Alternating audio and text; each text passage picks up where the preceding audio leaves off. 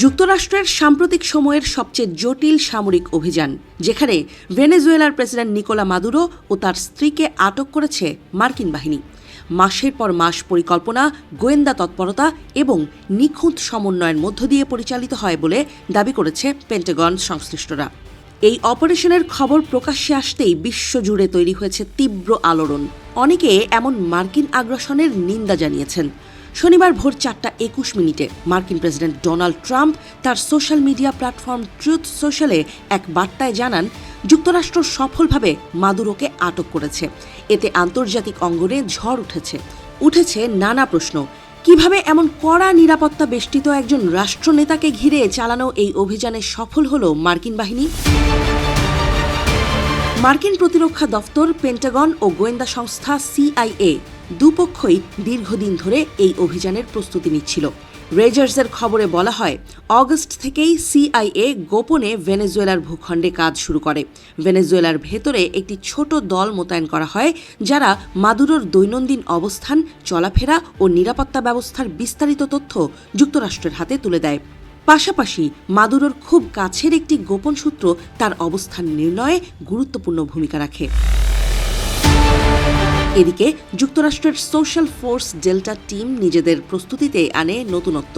তারা মাদুরোর নিরাপদ ঘাঁটির হুবহু নকল একটি বাড়ি নির্মাণ করে সেখানে নিয়মিত মহড়া চালায়। কিভাবে প্রবেশ করা হবে, কোন পথে দ্রুত নিয়ন্ত্রণ নেওয়া যাবে, এসব বিষয়ে ঘণ্টার পর ঘণ্টা অনুশীলন করা হয়।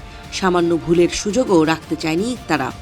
অবশেষে 4 দিন আগে ট্রাম্পের কাছে উপস্থাপন করা হয় চূড়ান্ত পরিকল্পনা। তবে সামরিক ও গোয়েন্দা কর্মকর্তারা আবহাওয়া ও আকাশের মেঘমালা বিবেচনায় কিছুটা অপেক্ষার পরামর্শ দেন। সবকিছু অনুকূলে এলে শুক্রবার রাত 10:46 দেয়া হয় চূড়ান্ত নির্দেশ। শুরু হয় অপারেশন অ্যাবসলিউট রিজলভ।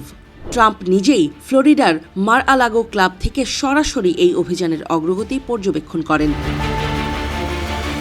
এই অভিযানে যুক্তরাষ্ট্রের বিপুল সামরিক শক্তি নিযুক্ত করা হয়।